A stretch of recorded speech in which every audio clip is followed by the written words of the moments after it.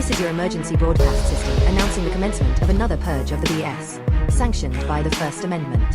Frustration levels 0 to 100 have been authorized for use during this purge. All weapons are restricted. Government officials have not been granted immunity from the purge of the BS and shall undoubtedly receive the smoke. Commencing at the sound of the gong, any and all BS, especially unnecessary goofiness, will be purged without prejudice. Police, fire, and emergency medical services will be available, but they will be busy because they too will be watching the purge of the BS. Blessed be those who have already been victims of some BS. May God be with you all.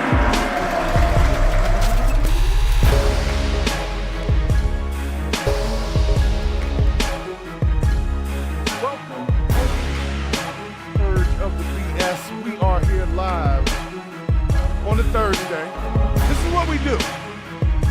And every week, it's like I keep thinking we're going to run out of BS to purge, and for some reason, it just keeps on showing up. So special shouts to my early arrival mods in the chat over there, Sebastian Palega, Al Bond. I know IMZ is viewing right now, and everybody else who's just stopping. And make sure you hit the like button, hit the subscribe button. Let's prepare to purge this. Okay, I'm going to give y'all approximately 10 seconds to get yourselves together. I got a couple of things I need to go over today. And I'm going to start in one direction, end in another direction. We go all over the place. That's what we do. But first, before we get into that, I want to make sure that you guys do not forget to go check out freemanservices.org, FREEMAS.org. Check out the merch over there. You can always help out with the cause. More to it than just this podcast, but this is where we get to have good. Don't forget to check out the Discord. Jump on there. We're going to start having some conversation. There's some of the stuff that we can't really do on YouTube because they're a little more sensitive. Also, we're about to go into our Twitch situation. Twitch just got monetized, so apparently we're supposed to use that too. So we'll make sure that we get all those links in the descriptions and things going forward, but I just want you guys to be on. Really because of you that we're able to grow. As the growth is happening. So, speaking of growth. Now, y'all know I'm always talking about AI, and I'm going to say it that way. I can say that line. I'm always talking about AI. Some of the things that are coming up. And someone sent me a pretty interesting clip of like a movie that I guess was AI, and it looked pretty good, and I just wanted to give you guys a taste of the future that you'll be looking out for. After a while, we won't need actors and actresses. What they'll do is they'll take pictures of those people, and then they'll put them into the movie script, have them do whatever it is they need. We won't have a need for stunt people anymore. We won't have a need explosives experts and that deal with production on the set. That's all jobs that are going to be lost, by the way. I don't understand. So,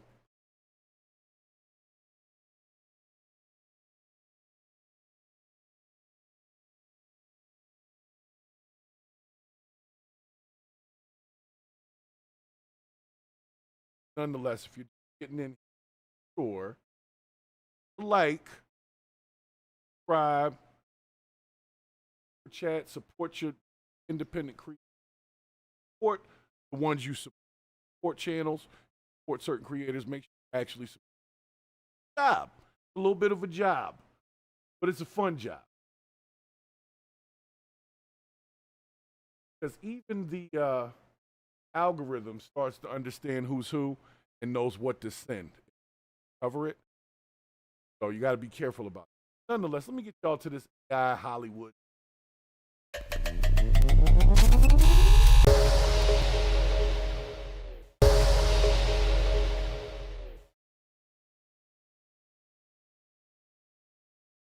Are you unable to hear me?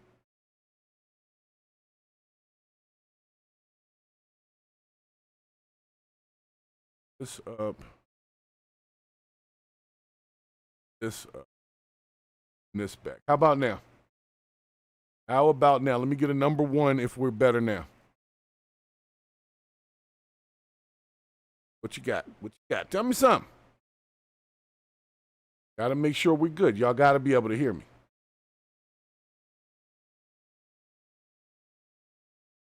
We're going to get into the clip here. All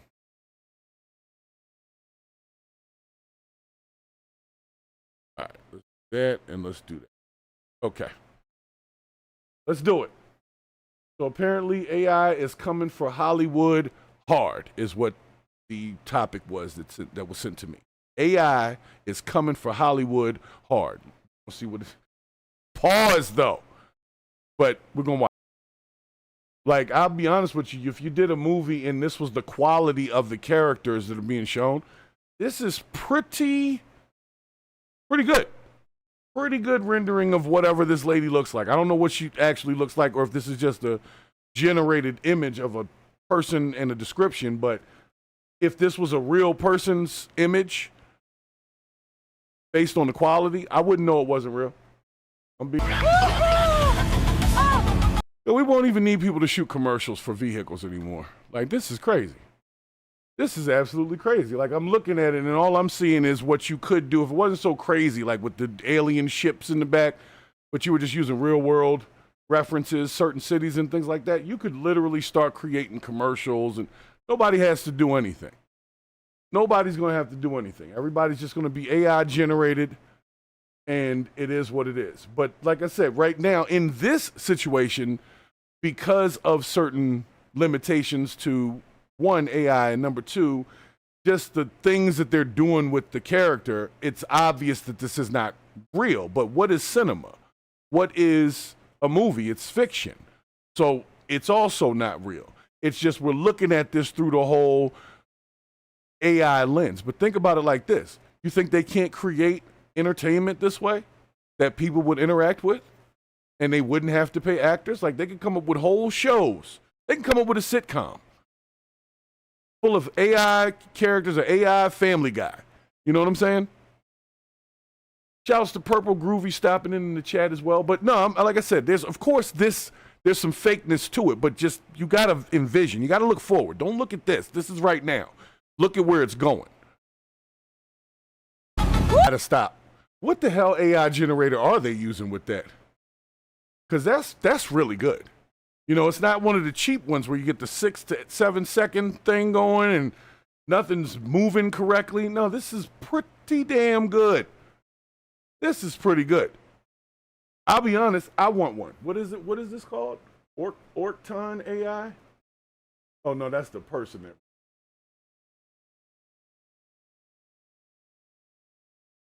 All right, so the name of this movie, if you guys are going to check it out, is Immortal Blades.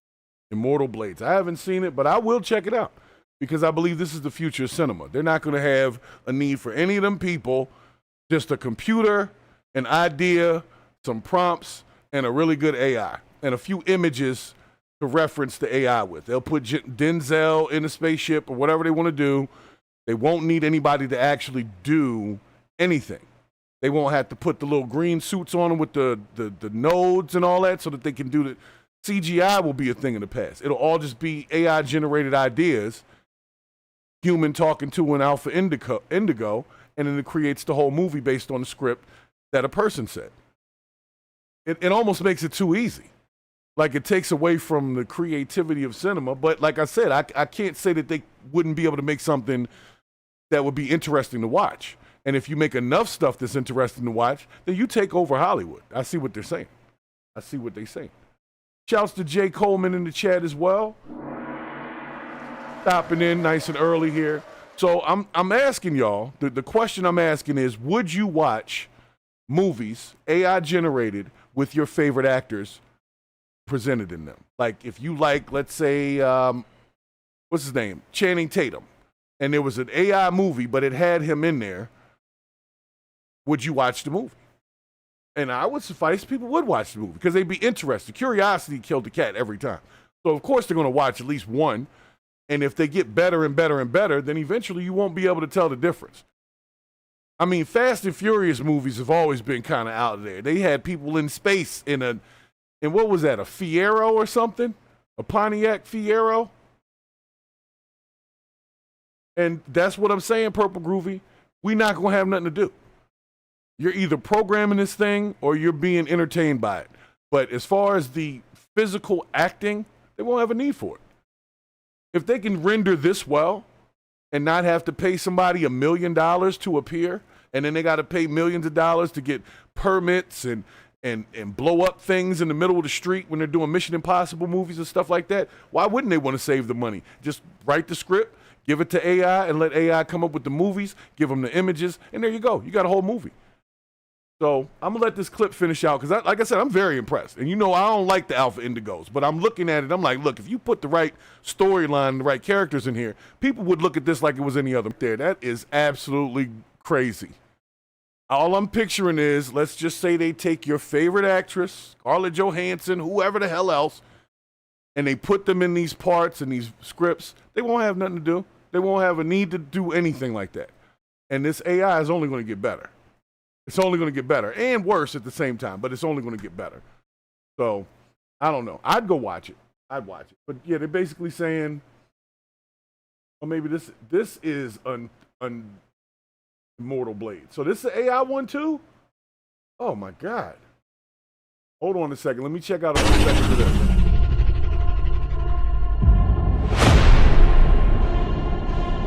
Oh yeah, it's over with. It's over with.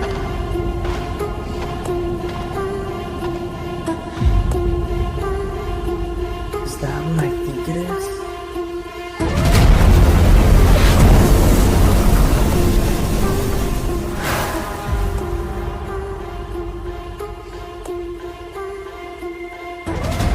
There are 5 holy blades that grant immortality and the strength of 100 men.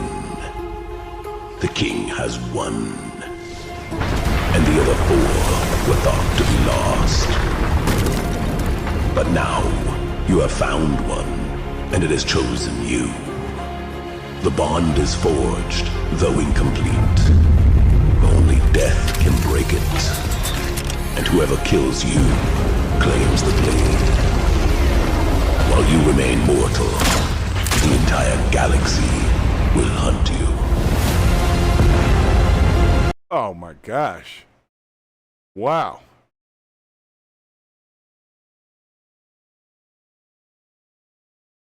Yo, I'm like I said, I understand that we like to see what we like to see. We like to see our actors as we have them, right? That's what we like to see, right? But Hollywood makes the call. They're the ones that decide who they're going to hire, how much they're going to spend. Somebody's got to put in money in production. So the people behind the money are going to find that this is probably going to save them some money. And even if they don't do the whole movie like that, like they're doing with this one, they can do at least half the movie, cut the contracts. They won't need as many people to do the jobs that they do. That's what I'm worried about. Not saying that there will never be a place for an actor, especially on Broadway. People still like to go see plays and live people as opposed to television shows and movies. So there's always going to be a place for the human in that realm. But as far as cinema and generation through computers, why would I want to pay somebody to do all that if I could create something with that much realism and never come out of the office off the computer? I don't know. I'm just saying. I already know how they think, so maybe I don't like it. Maybe I'd rather my actors and actresses be real people and, you know, keep it as real or realistic as possible. But I don't make the call, and neither do we. So we got to purge the bullshit of that to say this is what we're about to see. And I'll be honest, if you do it right, you can make some good entertainment with it. It'll just be phony feeling, like fake boobs. Looks good, but they feel funny, you know? Yeah, Jay Coleman, that's what we're talking about. You'll just be selling images. You won't have to do anything. You'll just sell, you know, go for a photo shoot. They'll take a couple of facial pictures of you making some expressions. They'll be like, now look shocked. Now look sad. And they'll use all of that and create a whole movie off of you.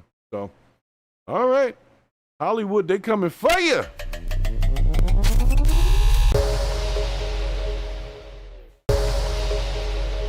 Yeah, that's a wild one. I haven't seen that, but the second one is the one that was called Immortal Blades. The first one was just somebody's generated video. So either one was good, but the Immortal Blades one was really good. I would actually go see that. Well, not go see it. I'd bootleg it, but you know what I'm saying. I'd take the time out of my day to view it. I wouldn't really. Actually, I would. Let me not even lie to my people. No, I'm not going to lie. I'll bootleg it. Watch it in the comfort of my own home. All right. So, guys, we covered a problem recently, and I found out that you guys did not listen to me when I asked you to stop wilding out at the WNBA games. Okay? And I told you that there was a weird trend taking over the WNBA where people were throwing plastic penises, there's no other way to say it, onto the court. And apparently it has occurred again, actually twice in the past week. So we need to discuss it because I need you guys to understand that the WNBA's ratings have never been higher. And their viewership has never been higher. So I guess the question is, do we let this keep going on for the sake of viewing and the possibility that the WNBA would make some money off of the fact that people are throwing green penises on the court? I don't know. But let's view so you guys, I can't figure out who it is. I'd be trying to look at the videos, but after a while, I see the thing fly across the screen so much, I start to feel sick. So I can't watch it repeatedly too much. But let me show you what we're talking about.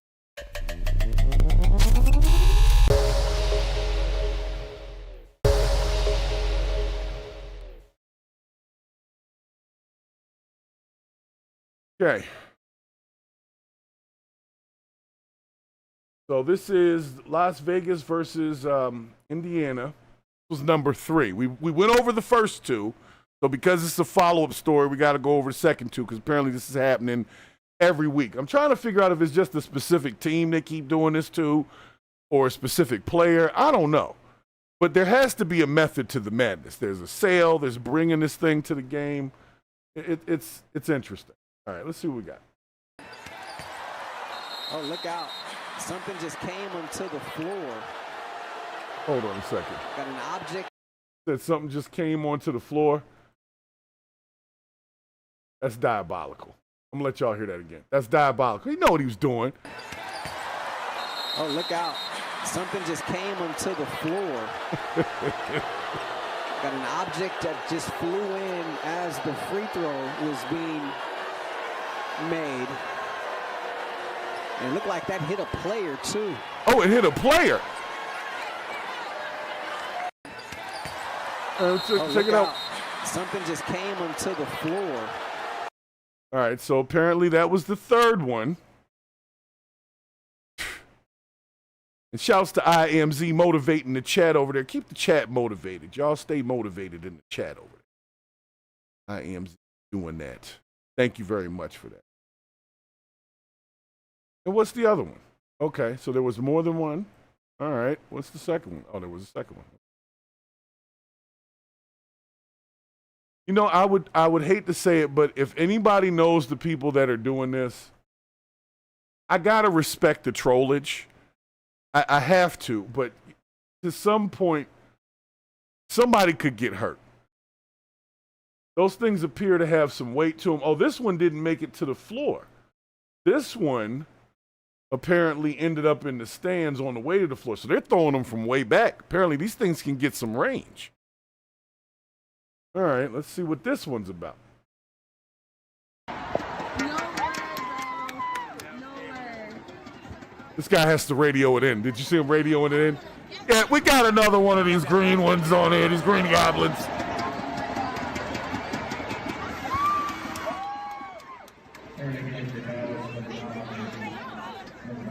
Sorry, guys. It's okay. Oh my gosh. Are you okay? Did it hit you? I have absolutely nothing to say. Oh my god. Oh, she got hit with it?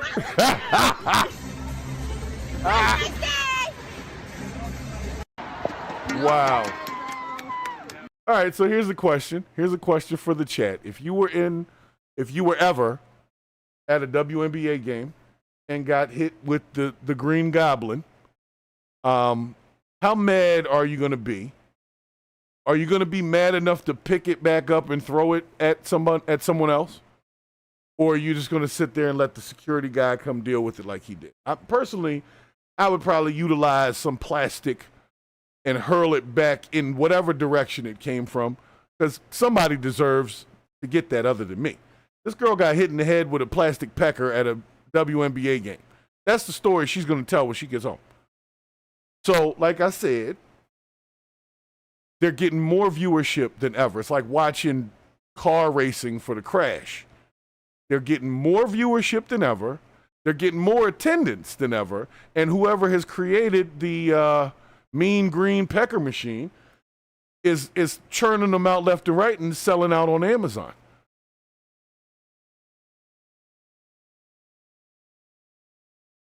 Jay Coleman, you asked him a wonderful question. Jay Coleman asked a simple question. Why? There's a lot of question in the why, but I will say this. I feel like it's an inside job.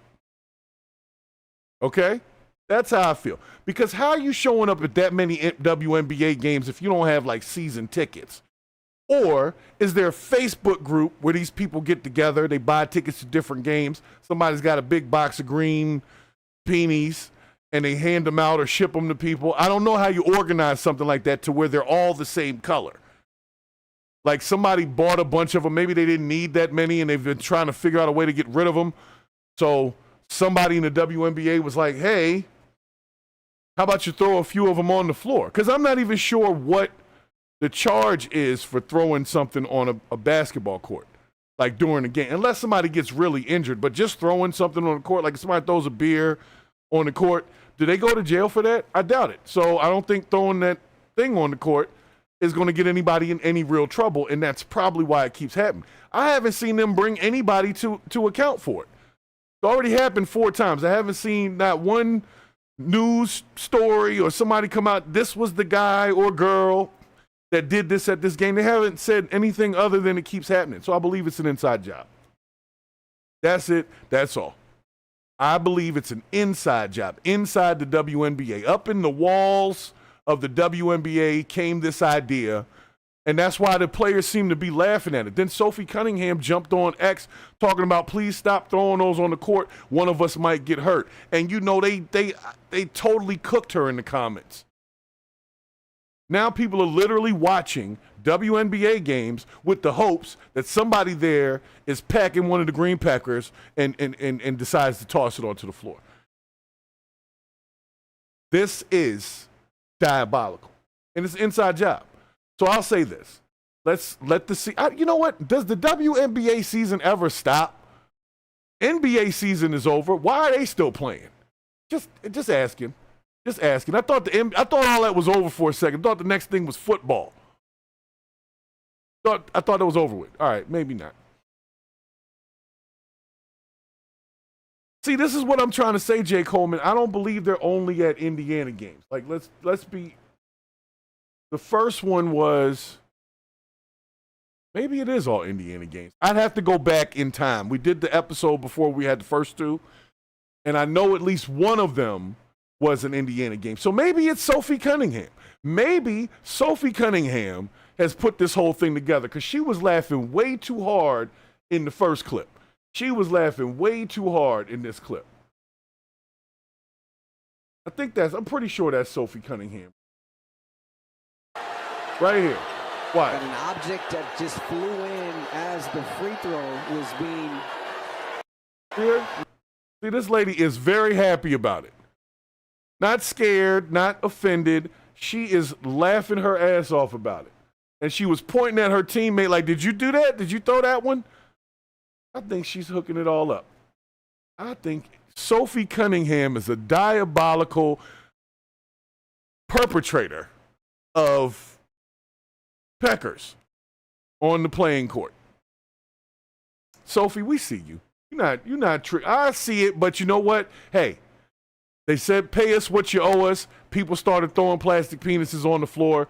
I guess they think it's an even exchange. So I'm through with these folks.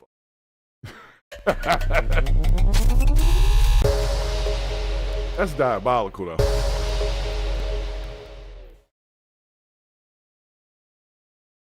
I mean, I like I said, it's working to some degree. So you take the negative with the positive on this one, I guess. You know, maybe they start to. What I'm waiting for is one of them to land with the suction cup down and just do one of those in the. Yeah, that's what's. All right, I'm sorry. There's something wrong with me. All right, next up. What we got next? Went to the Packers. Oh, okay. We got a new artist here. All right, I already know that this is going to be sarcasm because the clip came to me and the caption is, Latto is a genius.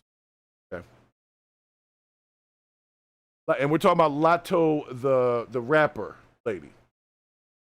light-skinned, curly hair, that lady. So Latto is Latto. Is it Latto or Latto? Is it Latto like lactose, or is it Lotto like lottery? Can anybody help me with that? I don't know. I'm gonna say Latto. I'm gonna say Lotto. I like Lotto better because it seems like something where you win. But apparently Lotto is a genius, and she was approached, or not approached, but questioned by a gentleman in a jewelry store with what is supposed to be a trick question. So let's see how she answers, and we're gonna figure it out. All right, y'all ready? Here we go.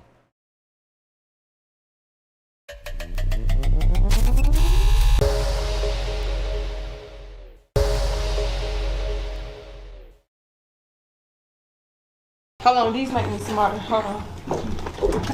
I got you. Hold on. So $2,000 off if you can give me right answer. Cool? Okay. The 45th president of USA and the 47th president of USA, they both have the same parents. How is that possible? They both got the same parents. The 45th president of the USA and the 47th president got the same parents? Yes. How do the 45th president and the 47th president got the same parents? It's a mystery. They got the same parents because God made us all. Oh no! And we all got the same parents. Because we not on the 47th president yet. That's why. Oh my gosh! You know what? Hold on. The question is, how do the 45th president and the 47th president have the same parents? Now, I will tell you right now, if you're watching this show and you do not know the answer to that, just get off my channel. You don't even have the intellect to be here, okay? Latto apparently doesn't have the intellect to be here because she's stumbling on this question, and then she goes into a whole thing about God made all of us. She just went way beyond what was necessary for the answer to this question. I would have even accepted that they were brothers, even though that would have been wrong, but that would have at least made sense. You see what I'm saying? And in Latto's defense, 8 years ago, she was probably not even old enough to vote, or was probably just getting to that age, probably wasn't paying attention to politics, and may not have even understood what number president we were even at that point. But when she said the 47th president hasn't happened, that's where I lost it. I was willing to give her a pass for a couple of things all the way to that point. Now you don't even know your current time. Like, I give you 8 years ago, you was younger, you was a kid, but now you're a grown-up, and you have no idea who the president is now, and that president was the president at one time before. And that's the reason why that president would have the same parents as that president. I thought she was trolling, but she really is thinking. You could see it on her face. She's really going inside and digging into those little synapses and trying to get something to connect to make sense for her. I almost see her struggling with the question, which is why I had to pause it. Because I felt bad. I blame this on the public school system. That's what I blame this on. And a little bit of parenting, too. Because you know what? You got to at least know where you're at right now. You know what I'm saying? Anyway, let her finish. And the 47th president got the same parents. It's a mystery. They got the same parents because God made us all. And we all got the same parents. Because we not on the 47th president yet. That's why. It is. You want to know the answer? So the 45th president was Donald Trump. And the 47th president is also Donald Trump. Too bad. Hold on, these make me smart. And she was supposed to get $2,000 off of like whatever she's buying in there if she would have answered that hard question correctly, that trick question that she was asked. Here's the thing. When you ask somebody a question like that and put money on the line or some type of discount on the line for it, it's because you think they can't do it.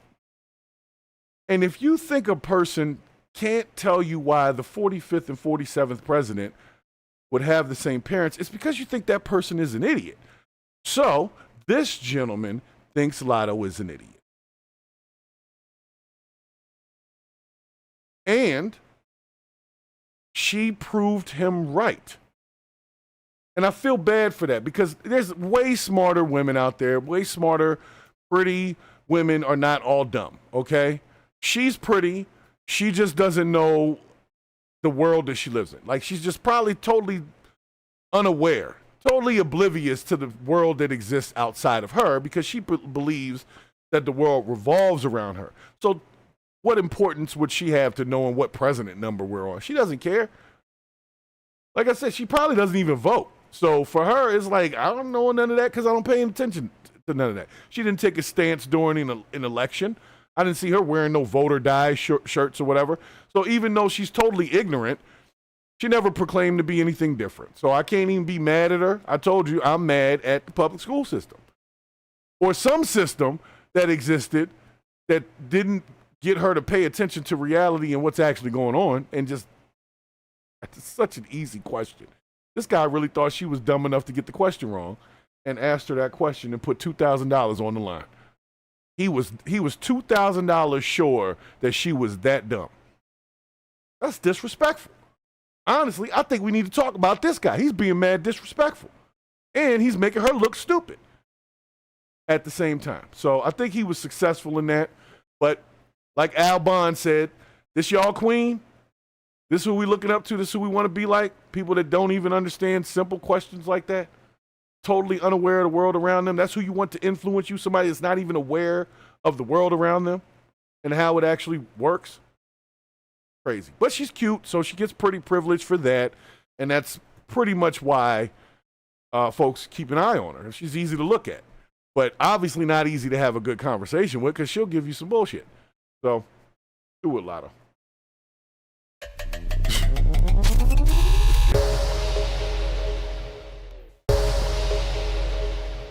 Now, the funny part was she said in the beginning that she had to put her glasses on because they make her smarter. What she said. That statement alone made me doubt that there was any additional smartness that could be achieved at that moment. This is y'all queen. This is who we're looking up to. These are our top of the lines here, right? Absolute. Okay. Oh, we got some more ladies here. All right. What is this one about? Oh, a DoorDash crash out. Look, I'm tired of the DoorDash crash outs, okay? If y'all don't start tipping these people or whatever it is they keep crashing out over, I'm gonna need y'all to just help them out. They obviously. A woman detective say, hold on. They're obviously out there. Oh no, that's the nurse. Oh, that's after that. Oh, apparently somebody was faking being a nurse first. So that's the first BS. We got to get to that first. Then we'll get to the DoorDashers. But now you know that's coming up. So apparently some lady faked being a nurse and was able to provide care to, it says thousands. Okay, let's see what this is. Hold on. Hold up.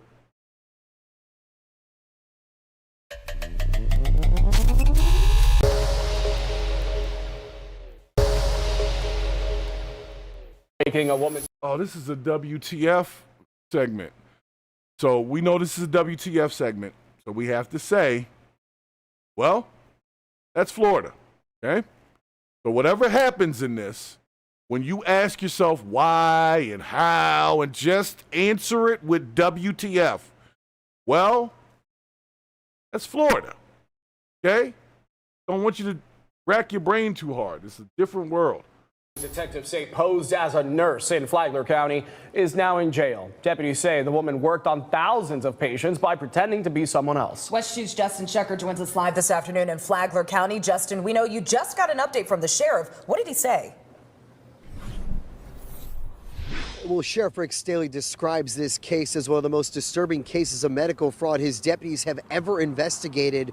Fortunately, the sheriff says there were no serious injuries or deaths related to this former Avid Health employee who's accused of getting her job by posing as another registered nurse.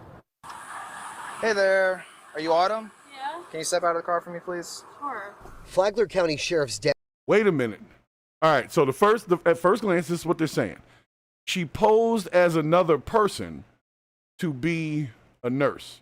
So is that person alive? I have that question. That's first. Is that person even alive? Did they work this out together? Hey, I don't feel like going to work today. You want to be me? You know? And then it just became a thing. The lady liked it. Or maybe she just really wanted to be helpful so bad. She wanted to help the world so bad that she felt that this was the best way to do so, was to pose as a nurse and go in there and just handle business as she did. So let's see what we got. Now, she's getting arrested in her scrubs. So she obviously just either got finished working or she getting ready to go do this thing again. Now, I'm hoping that it's in the beginning and not they let her work another day after they knew what was going on and caught her when she got home. I'm just saying. Let's see what we got here. Deputies arrested 29-year-old Autumn Bardisa Tuesday for 7 counts of practicing a healthcare profession without a license and 7 counts of fraudulent use of personal identification information. I would say this is greed or wanting a job so bad that you would manipulate. All right, by the way, this guy sort of has a smile on his face. I don't know if you're catching it. He's got a little bit of a smirk. To him, this is somewhat funny. I'm just... little body language I'm seeing here, but he's obviously was somewhat tickled by this, which hopefully nobody got hurt. It just said that she treated a bunch of people. It didn't say that she actually hurt anybody. So honestly, she might have been a pretty good nurse. Just saying. Because if I go be a nurse right now, somebody going to get hurt in the first 24 hours. So if she managed to do thousands of procedures, y'all might be missing out on a good worker there. I'm just saying. Greed or wanting a job so bad that you would manipulate a system and assume somebody's identity to be able to practice. You went to school, but you failed the exam. The criminal investigation began after Advent Health Palm Coast Parkway terminated Bardisa in January for impersonating another registered nurse. She was up for a promotion to a charge nurse, and that triggered a review of her documentation. Wow. At which time they determined that it was fraudulent. All right, hold up. Let's unpack.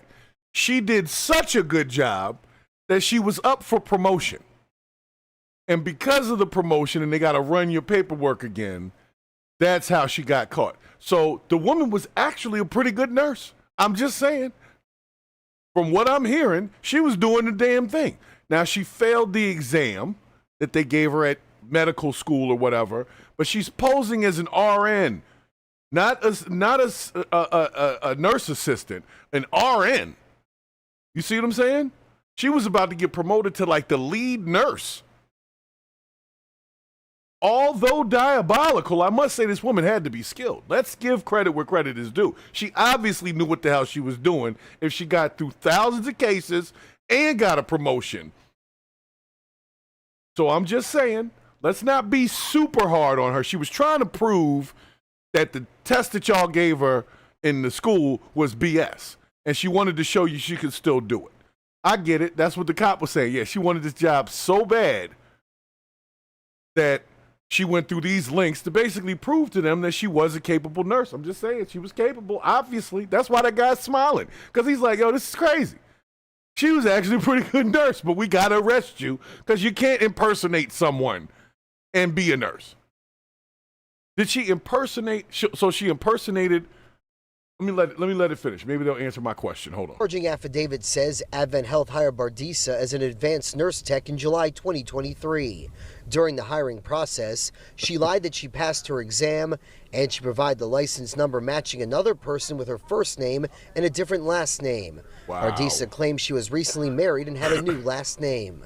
So they congratulated her on getting married, asked her to provide a copy of the marriage certificate, oh my God, which she never did. Between June 2024 through January, detectives say Bardisa treated nearly 4,500 patients as an RN, despite never holding a valid nursing license. Yo. The sheriff says the state attorney filing a charge for every potential victim was impractical. They charged 1 count for each month that she worked at the hospital as allegedly a fully licensed, authorized RN. The affidavit says in March, a state medical quality assurance investigator first interviewed the other Autumn, who works as an RN for Advent Health in South Florida.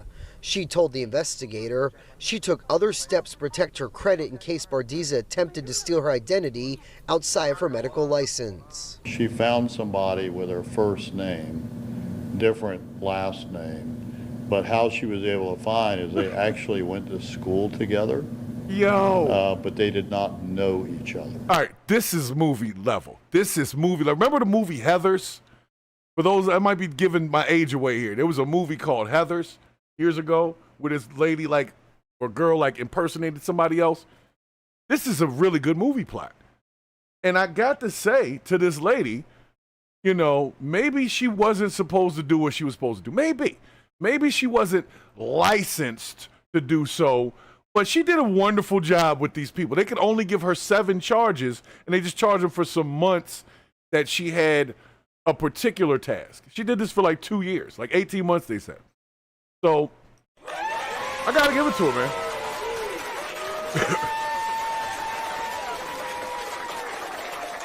Got to give it to her. And I'll tell you what, she knew she was about to fail that test. So she had this backup plan because she knew she was about to fail whatever test she had to take. And she found this girl, probably befriended her. Oh, we have the same first name. And got to know all the little information, probably took a picture of her license, or somehow got into the documentation there at the school and pulled her information somehow. But she got a driver's license number. That's what started it.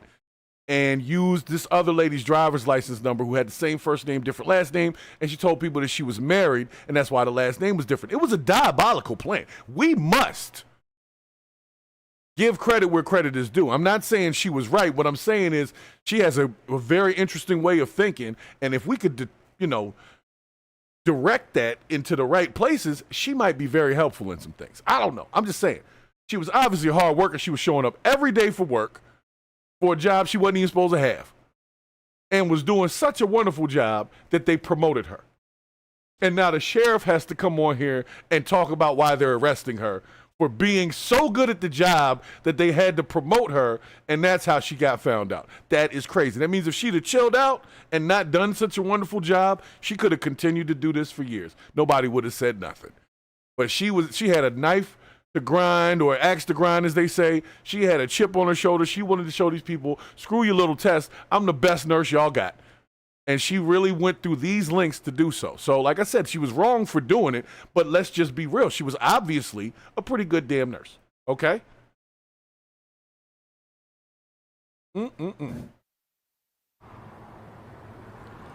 And Bardiza was booked into the Flagler County Detention Facility on a combined $70,000 bond. She does have an arraignment scheduled for September 2nd. And the sheriff is asking anyone who believes they might have been one of her victims to send an email to fakenurse@flaglersheriff.com. Covering Flagler County Live in... All right, so I'm just going to reference something here. Did you hear what her bail amount was? $75,000 is her bail. 2 days ago, I covered a story about a young gentleman who unalived 2 people in a gas station over a road rage incident, and he had a $5,000 bail. So you can unalive some people and only get a $5,000 bail, but you can be an obviously capable nurse.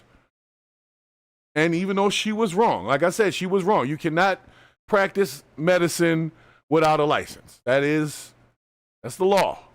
But it doesn't seem like she hurt anybody. Doesn't seem like they had any malpractice suits against her to the point where she was being promoted. And she got a $75,000 bail. Something ain't right there. You can tell me all you want about the system being fair. That's not fair. That other dude should have had $1 million bail, and maybe she should have had the 75. I mean, Al, I get it. She only needs 10%, but what about the guy that got the $5,000 for unaliving 2 people? He only needed what, $500, $50? $50 if you get one of them Baltimore 1% joints. $50, and you out of jail. So I'm not saying that she can't get out. What I'm saying is the amount that she is being given for a bond is way more than a person that was in there for shooting 2 people in a gas station. Different state, obviously, but we already know. We already know what the answer to it is. We already know what the problem is. We're already going to say it. Well, that's Florida. Only in Florida could you have somebody impersonate somebody else and be a better nurse than everybody else who was there and get promoted over top of them to be the head nurse and didn't even have a license. So the question becomes, what's up with their actual licensing exam that this woman couldn't pass it but was still a better nurse than the rest of the people that she was working with? There's a lot of questions here. But I'm not going to let them just paint her as some type of a villain. She obviously was providing care for people, and she did actually want to be a nurse. So she wasn't in there trying to, assisted suicide people.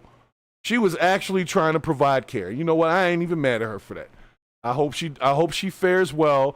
Go back to school. I don't know if they'll let her ever be a nurse now. I don't know how that works. But that's a good one. If you're going to do something, then there's the moral side of, well, she was actually helping people out. Kind of like the Robin Hood theory, as they call it. She was helpful. And apparently the other lady didn't have any other issue happen with her identity other than the licensing thing or being this RN. She said that there hadn't been any, reports of identity theft for, credit or whatever. Why? Because this lady was an RN and was probably making good money. The truck she was in, that was a BMW truck. Those aren't cheap. She was pulling up in front of a house. She lives in a house, obviously. So she was doing all right. So she didn't need to identity thieve anything else because really, she just wanted to be a nurse. She didn't want to be a credit card thief. She just wanted to be a nurse. That's it. And you kept her from it, and she said, forget what y'all saying. I'm still a nurse, regardless of your little stupid test. So that lady, I hope they hook you up. Sebastian Pelega, thank you for the super chat. Sebastian says, people like that need another chance for success. I 100% agree. And that's why I'm all for them giving her an opportunity to take the test again and become what it is she obviously wants to be and obviously is capable of being. Can't take away from that. But, the legal system likes to do stuff like that where they'll take people who are actually qualified or better qualified than others and disqualify them for some goofy shit. Now, granted, this was diabolical, but nobody got hurt. That's the main thing I want you to understand and know. Every crime isn't okay because somebody doesn't get hurt. What I'm saying is she was actually helping people at the same time. She wasn't just in the place, sitting at a desk. She was performing the things that they had taught her. So technically she was trained. She just didn't pass the little test at the end. That doesn't mean she didn't learn anything in class. Obviously she learned a lot of it. So I'll give her credit, and hopefully, what was her name again? I forgot her name. It was Jasmine or something like that. See if we get her name.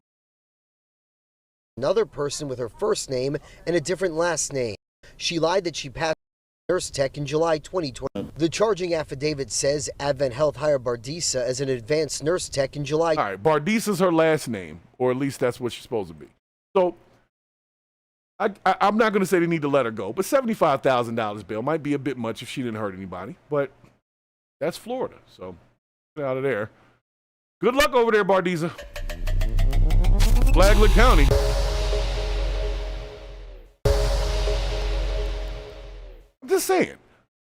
I'm just saying. Just like Purple Groovy saying, just like Sebastian Pelega saying, I'm glad you guys understand what I'm saying. I'm not saying the woman was right. I'm just saying she was actually being helpful to other people in her crime. And if we're going to tell people that they can unalive people and get a $5,000 bail, then this woman shouldn't have no $75,000 bail. That's stupid. She's obviously going to have a tough time getting another job. She kind of screwed her life up, but I think a private practice might be able to find her and let that go. You know what I'm saying? She can go back somehow. She can get a certification, a CNA or some certification, and she can get back into that field. There's no way they need to keep her out of that field just because of this if no one was actually harmed. I think they should get around that. But I'm not the person making the decisions, and we know that Florida can be some sticklers when it comes to stuff like that, unless it has to do with presidential people. They don't worry about felonies when it comes to presidents, but misdemeanors when it comes to regular workers, big thing. big deal. All right, what we got next? Oh, we got the DoorDasher thing. Well, that nurse lady, I feel bad for her. She really wanted to be a nurse so bad. She went to those lengths. It's not like the people that do the impersonating an officer thing, where they impersonate like a police officer so they can assault women or steal stuff from people. That's not the same thing. This lady actually was helpful. And considering the healthcare situation as far as staffing, she probably was very helpful to the staffing shortage they have. So, justice for Bardiza or whatever. That's what we're going to say. So this next one, I don't think we're going to be as happy. She did this. Some lady got upset with a DoorDasher. We're going to go to the DoorDasher. We're going to see the clip. And we're going to see what it says here. Let me see what we got here.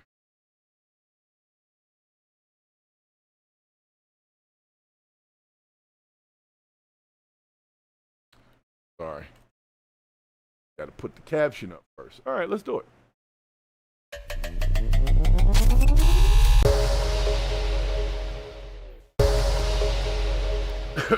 Now, here's the funny part, though, guys. For those that are in the chat basically agreeing with me about that last lady and the nursing thing, YouTube will view that as us promoting criminal activity. That's how that breaks down later. So I'll have to answer for that, but I'll stand on it. I think that lady deserves a second chance. Now, we'll see if this DoorDash customer deserves a second chance. Apparently, a DoorDash customer tracked down one of the DoorDash drivers at their house. So be careful if you run a DoorDash, because apparently the app, if you don't cut it off a certain way, the person that, like the last person that you were with, can see your current location. That's how this lady's house got. So careful out there. She did this over a 10-piece chicken wing. She passed fryers to come here. Now at 6, Milwaukee police investigating a frightening encounter for this DoorDash delivery driver. Court documents say a customer allegedly followed Faith Morris home because of an undelivered food order. Our Lighthouse reporter Ben Jordan spoke with Faith today about her push for policy changes at DoorDash. She picked up one of those bricks off of the neighbor's lawn and she threw it onto here. A smashed windshield. This looks like she was beating my car with the four-way. A hammered hood. Knocks my rearview mirror off, busts this window, and the whole window out here. And passenger side windows now in pieces on the ground. This ain't no junkyard car. This is a 2024. Faith Morris's livelihood as a DoorDash delivery driver. I can no longer work right now. I can't make deliveries. Now out of commission with... I guess insurance doesn't cover vandalism? Her insurance doesn't cover it? Says she can't work, she can't, I mean, you know, you definitely can't drive this around. I'll say that. You cannot drive it around, not with that windshield. Not with that, no. There's no way around that. But here's my question. If a person's beating up your car outside, wouldn't you come outside and, like, say something? I don't know. Maybe she was scared. Let's see. But I'm just saying, you're not going to get this much damage to my vehicle while I'm in the house and there's no damage to you in that process. That's all I'm saying. Like, there's going to be some damage all around. It's going to be collateral. It has to be. It's only right. Principles involved. $6,000 worth of damage. All over $18 worth of fast food. I was outside for 10 minutes. This is the hood. I'm not about to sit outside with my kids in front of somebody's house I don't know for over 10 minutes. This search warrant says Faith was unable to complete the delivery due to losing internet connection with the DoorDash app and returned home. Faith says that's when the customer bombarded her with calls. She says, "You just told me to have a blessed night. You said you was at home. I got your location." Minutes later, a knock on her door caught on camera before Faith says she saw the woman proceed to bash her car. She believes the customer was able to track her home using the app's GPS since the order was never delivered. I actually need a lawyer so that by the end of this, I can own DoorDash and change the policy. Because first of all... Wait a second. So you're running DoorDash in the hood so you can become a lawyer and own DoorDash. Yeah, she said that. Now, look, I'm all for having high expectations and goals for yourself. But that's a long ways away from having to deliver DoorDash in a Mitsubishi in the hood, being the owner of DoorDash. You can't own DoorDash. First of all, it's not, I hate to say it, but she can't own DoorDash. She's not even of the correct group to be owning DoorDash. She's not. She probably doesn't even know how the app works. So I see what she's saying. She wants to be a lawyer. Guys, she's going to be a lawyer soon. Hopefully she doesn't have to impersonate someone else to do the job, but it looks like she's very adamant about that with her name in her earrings. She's very professional. And it looks like she has a Genesis necklace on. So maybe her name is Genesis, or somebody's kid is.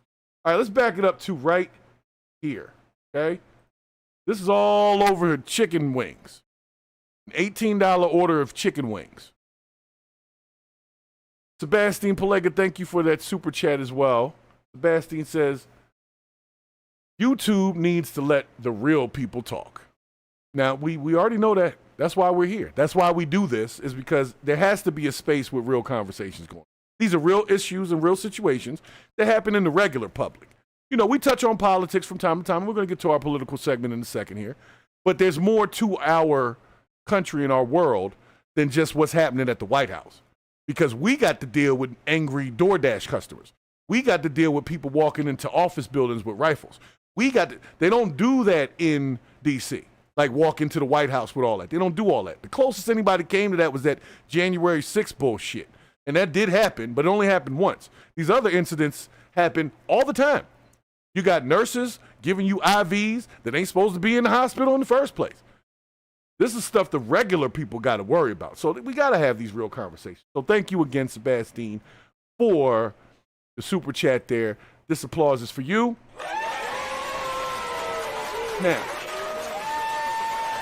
Okay. All right. Yes, so I'm taking it back because I need y'all to understand what this was all over. Some wings were supposed to be delivered. They didn't get delivered because I guess when the lady got there, she said the app wasn't working, and she left. Now, let me tell you what she didn't leave. She ain't leave them wings. Now, imagine this. You're driving, and your car is smelling like the best food ever, and you want a wing. You want a wing so bad that you might be willing to pull this whole thing just so you can eat that chicken box. I'm just presenting the news, but let's think objectively here. Because if a person's communicating with you about this order and they say, hey, I never got my order, and somehow they know where your house is and they're threatening to come to your house, at minimum, if you haven't eaten the food by then, put the food outside your house then. That way when they walk up, you know what, there's your wings outside, bro. I wasn't coming back over there. She ate them wings.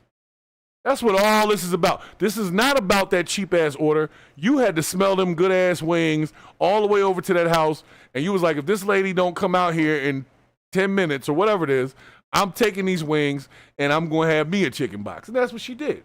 That food was gone by the time the lady got to her house to ask about the food not being delivered. And you're not going to tell me different, because I can't sit in the car with some good-smelling chicken wings for that long. And then what do you do when you don't deliver it? Are you going to throw it away? Hell no. You're going to eat them wings. She ate them wings. $18 worth of she fast ate them wings. food. I was outside for 10 minutes. This is the hood. I'm not about to sit outside with my kids in front of somebody's house I don't know for over 10 minutes. The search warrant says Faith was unable to complete the delivery due to losing internet connection with the DoorDash app. So why not knock on the door? Why not beep the horn? Why not try to deliver this food? You know why? Because she wanted them wings bad.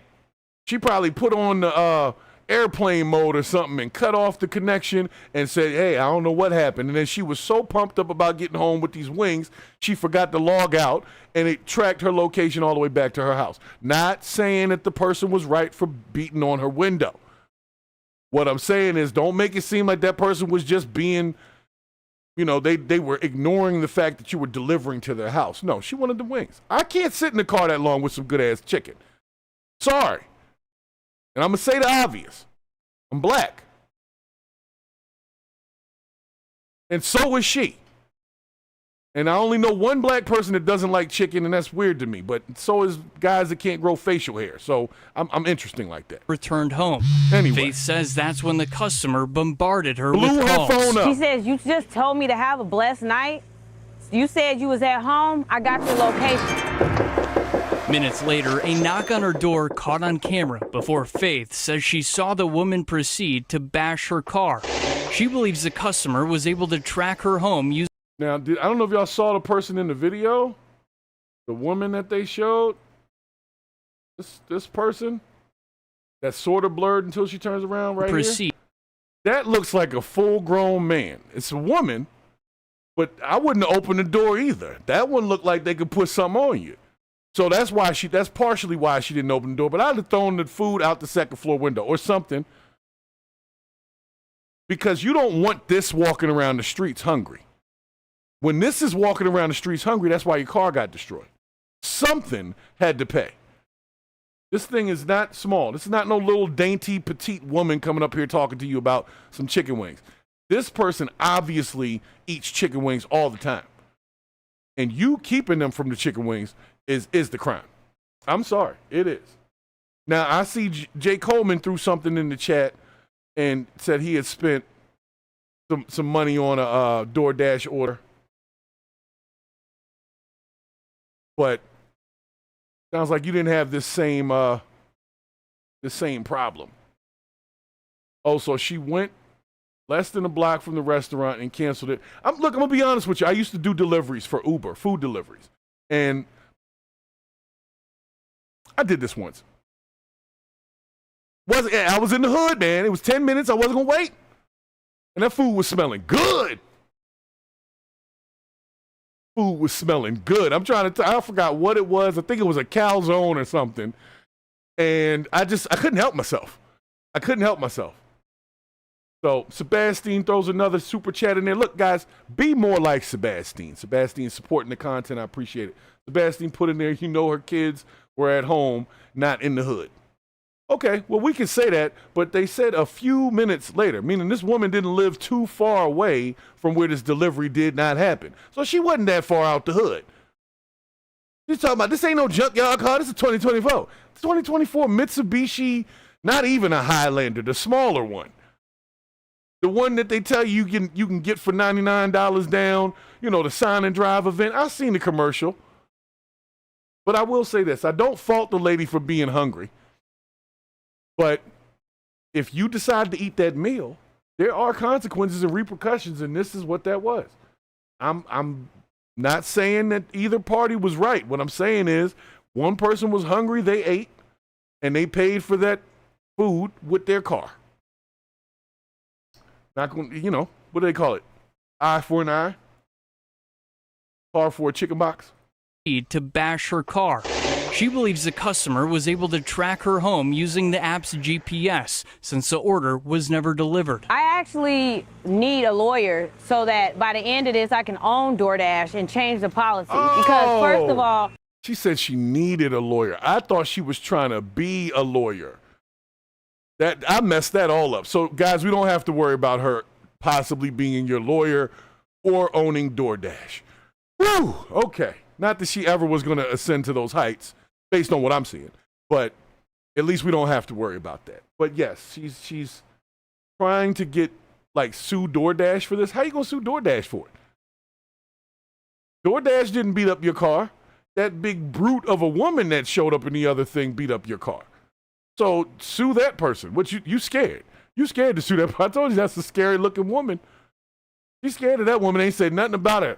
Like, I'm going to sue DoorDash. Oh, really? DoorDash didn't do that.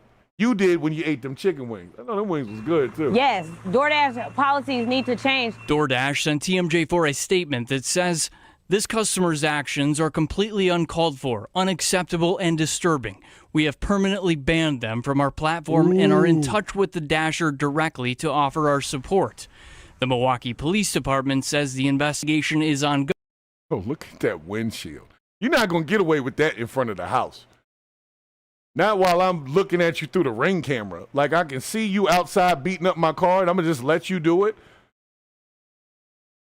No, she was in there watching this thing like a movie, and eating them chicken wings and fries. Like, okay, all right. You gonna beat up my car? These chicken wings good as hell, too. They was probably still hot. She only waited 10 minutes.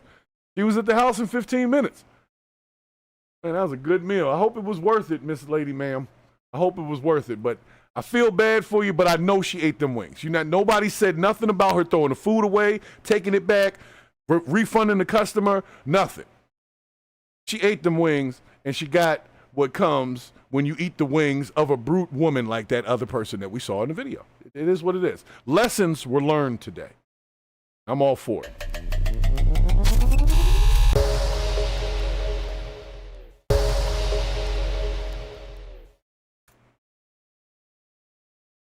Oh, yeah, DoorDash ain't paying for that. They took the person off the app. That's fine. You can just get another username and do it, do it different. Use somebody else in the house. There's ways around it. They did nothing. They did nothing. They did nothing.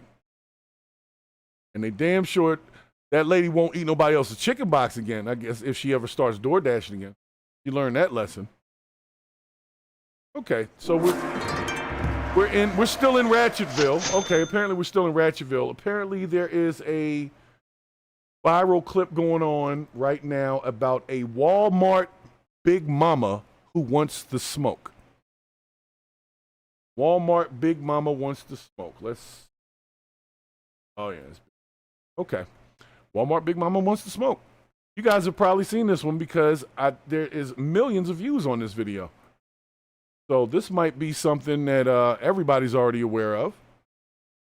But yes, Big Momma wants to smoke. Y'all ready? Stay ready. Go.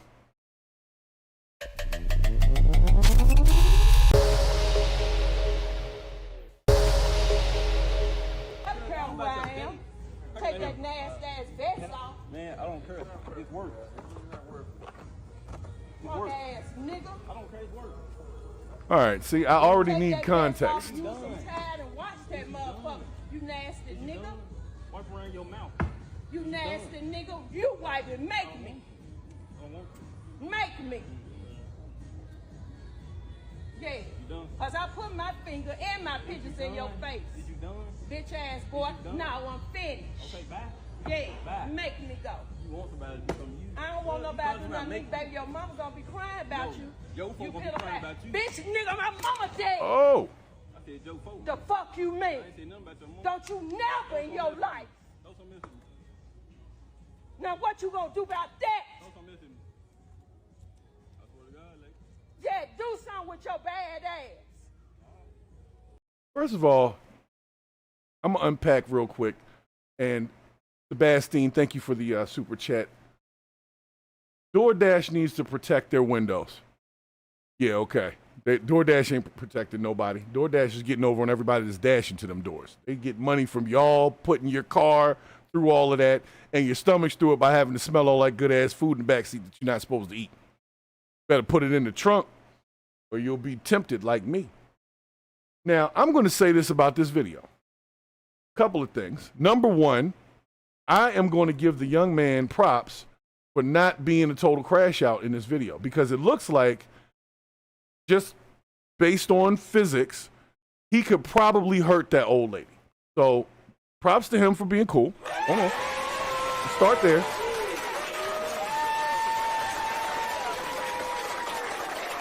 All right. Props to him for being cool. Now, I have an issue with Walmart. Nobody else at Walmart is coming to assist this gentleman. Nobody else that works there is coming and saying anything. There's no security person. He doesn't pick the phone up to call security. This woman threw something at him. Looks like a bottle that she threw at him. He doesn't react or respond to that. She got her fingers and hands all in his face. This is what I would call threatening. If the roles were reversed, okay, and the person behind the counter was a woman, and the person doing what the lady is doing was a grown-ass man, he would be going somewhere in handcuffs immediately. The police, somebody in the store would have probably hit him over the head with a big screen TV. They wouldn't just let him continue this. But for some reason, I don't know if it's because she's older and we're just going to allow, this whole respect for our elders and all that kind of stuff. But I'm going to tell you what, respecting your elders includes letting them know when they wrong, dead ass wrong. I'm not saying he need to punch the lady in the face, but he could have called security or something to try to assert his I'm at work presence.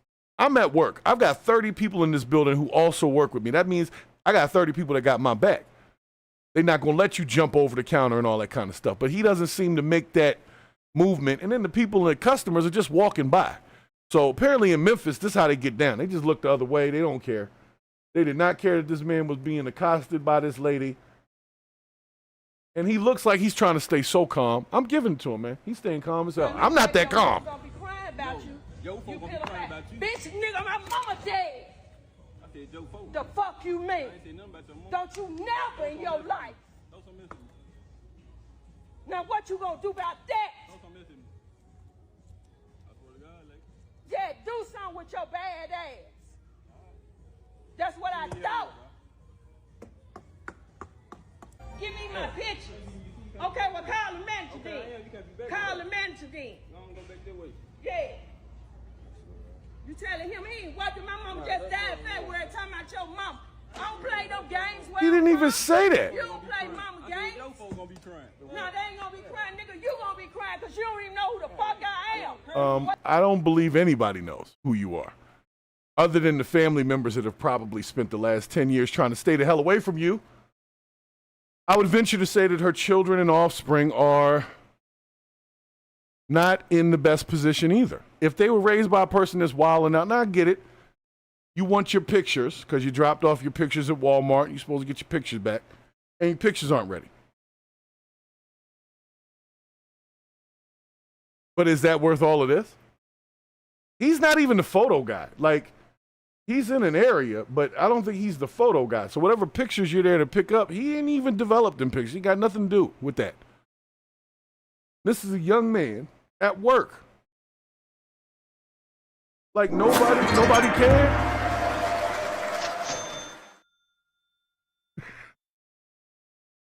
Yo, Sebastian is issuing threats.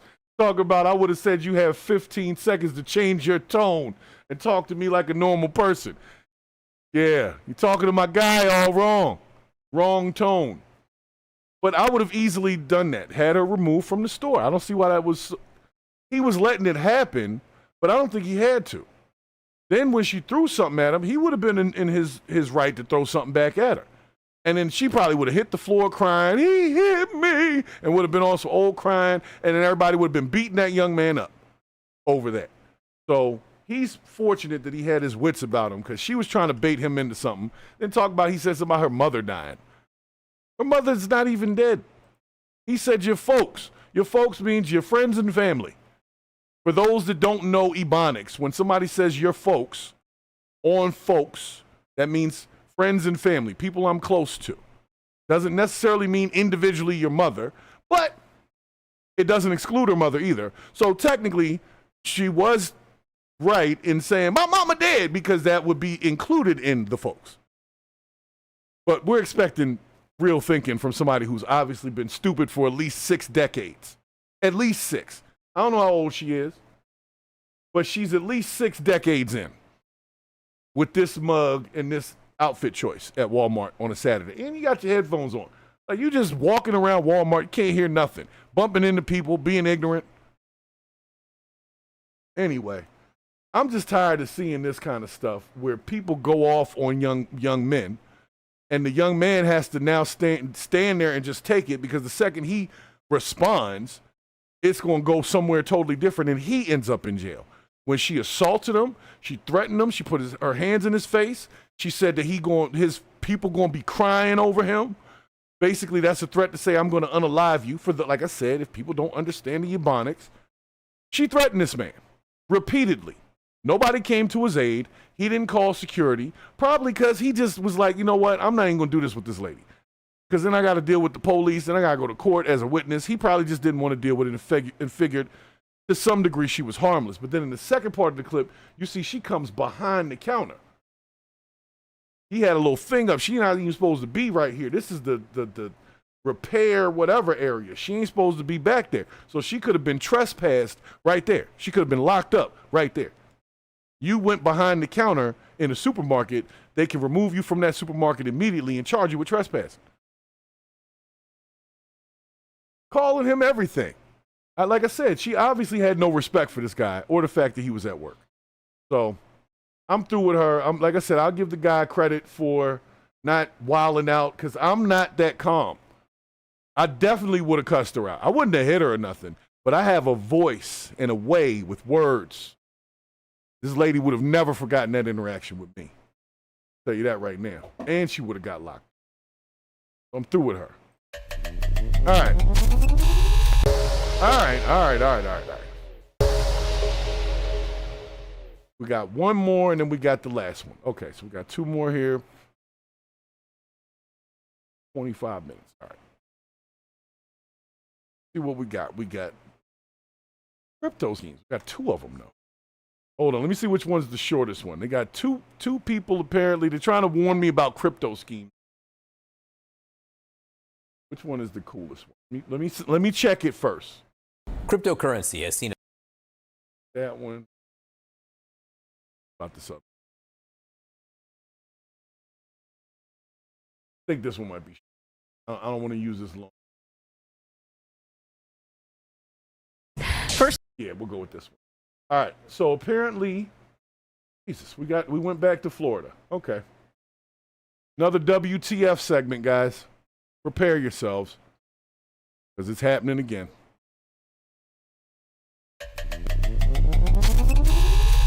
All right. First at 5, a social media fraud scheme is catching people's attention. A woman?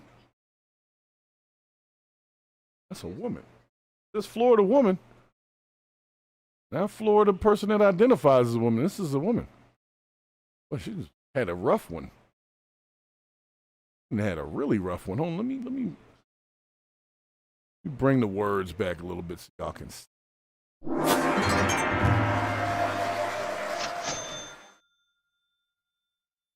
Sebastian Polega with another super chat. Sebastian, you on a roll today. Thank you. You're making the stream worth it. You know, putting up some good comments, good super chats. Like I said before, guys, be more like Sebastian. And he said that lady would have walked away crying if it was him. That's how I feel. She would have definitely not left with all of that energy.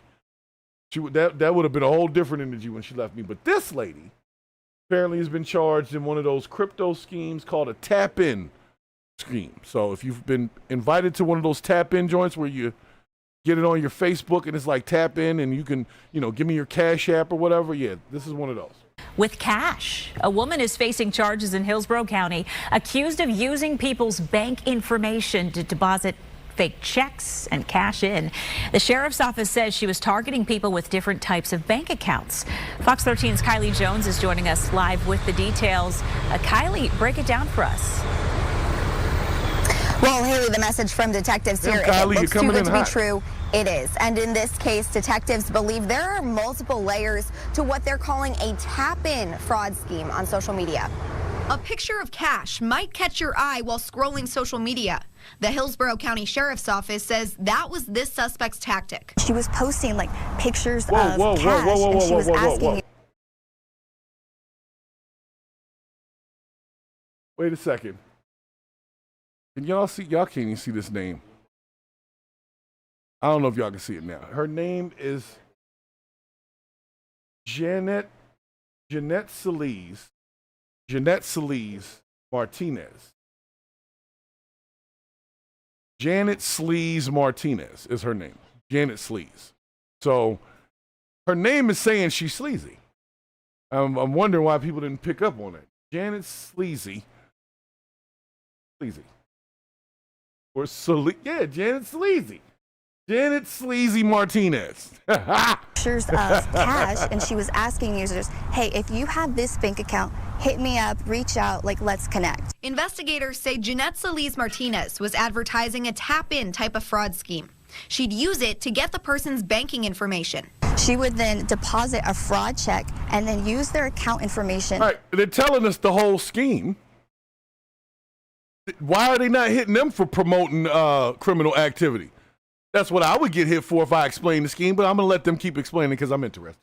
To immediately withdraw the cash from that account before the bank could notice that she deposited that fake check. Some of the photos featured hundreds of dollars worth of cash. Investigators say Martinez would follow up with photos of withdrawal receipts.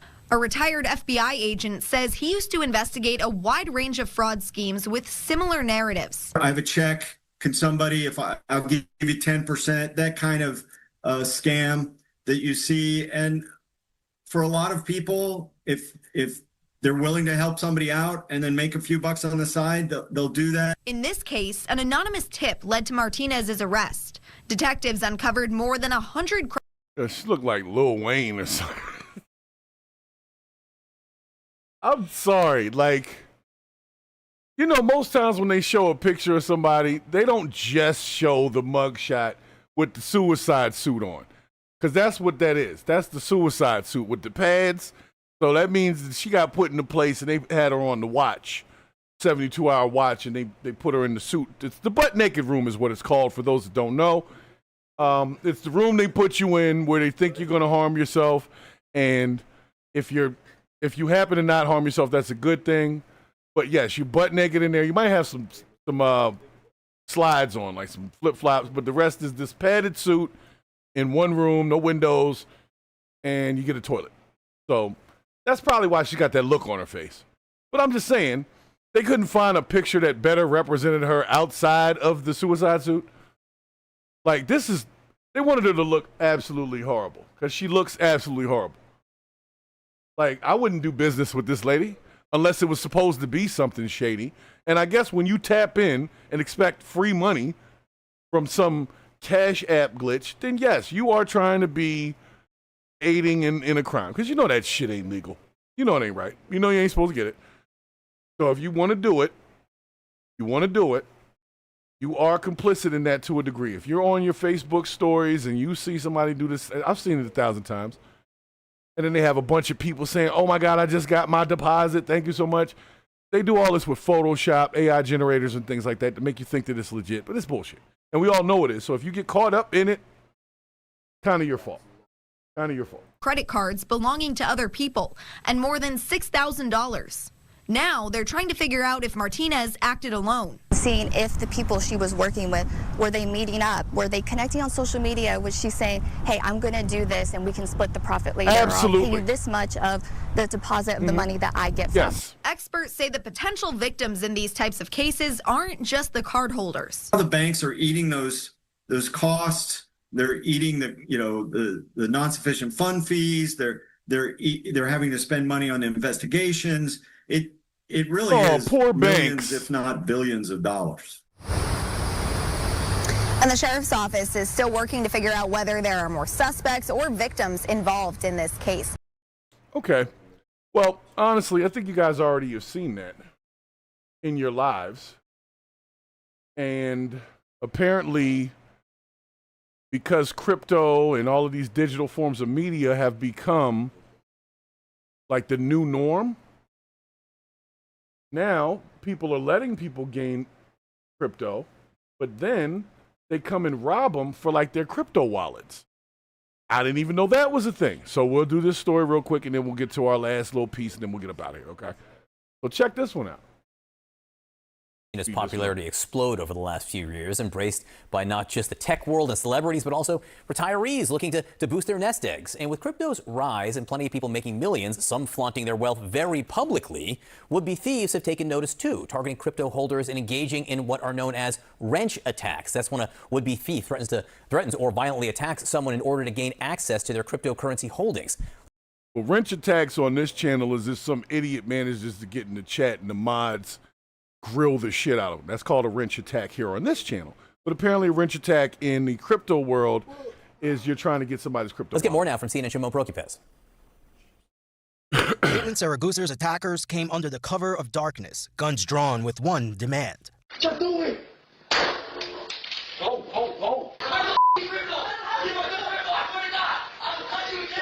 They point the gun at me from the hallway, and they tell me to stand up. And so I'm freaking out, and I'm standing up, and there's a chair over here. And so they kind of just all come towards me because there's 3 of them, and they corner me into the chair. And that's when they start like pistol whipping me, you know, asking where the crypto is, holding me at gunpoint. He told me I grow a garden just like a surf. Saragusa is a famous streamer and OnlyFans model known to her millions of followers as Amaranth. And while she's no crypto kingpin, she believes that a tweet 9 months earlier alluding to her investments in crypto is what prompted the attack. So you're sitting there and the 3 of them are like... Oh, it was the crypto that prompted the attack, not these pictures? Not these interesting photos? Really? With the caption, "Do I sell or hold my BTC?" People are looking at it like, what? What are you talking about? Is that a bikini top? BTC? Is he talking about a bikini top? No, they're talking about Bitcoin. So this is how you sell Bitcoin now. You put some sexy pictures up and you sell Bitcoin that way. So I guess that's what we're going to do next. Right? OnlyFans to sell Bitcoin. Diabolical, but brilliant at the same time. The attack. So you're sitting there and the 3 of them are like around you like this, sort of. Yeah. Masks on, Oh, yeah. guns, and then one guy... Yeah, he was on the side of me holding the gun to my head, and the other one was here hitting me.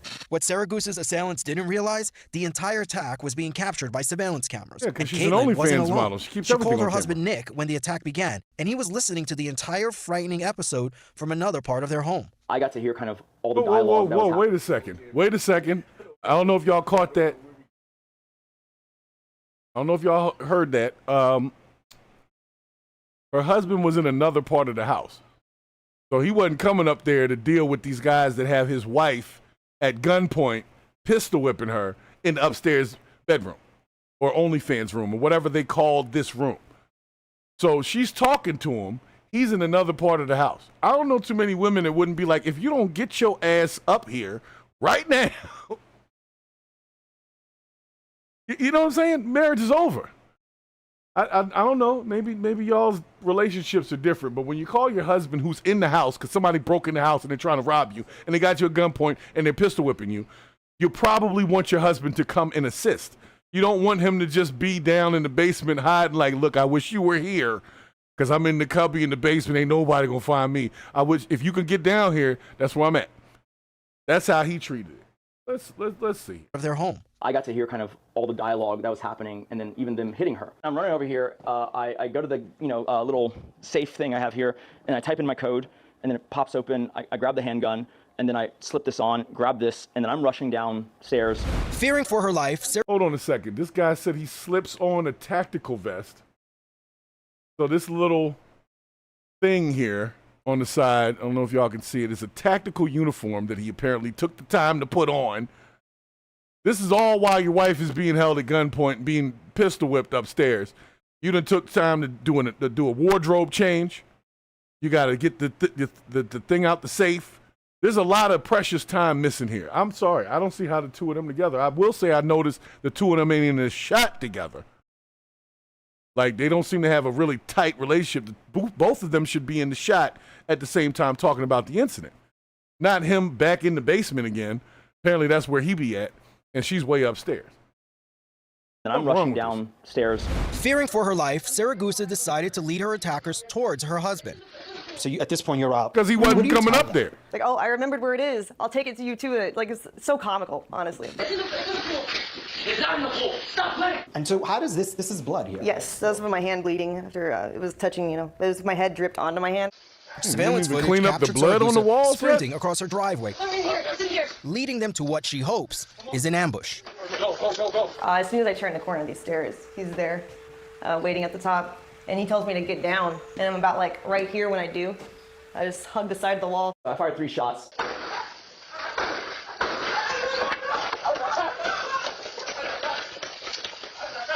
I hit the guy once, I believe in the lower abdomen area. Attacks on prominent crypto holders have been growing. Police say in May, a man in New York was kidnapped, held hostage, and tortured for 3 weeks by men trying to gain access to his Bitcoin account. He escaped with his life, beaten, bloody, and barefoot. That same month, in France, gunmen ambushed the daughter and grandson of a French cryptocurrency boss, attempting to abduct them off the streets of Paris in broad daylight. And it's not just the crypto elite being targeted. In 2023, an elderly couple in North Carolina was held hostage by two men posing as construction workers.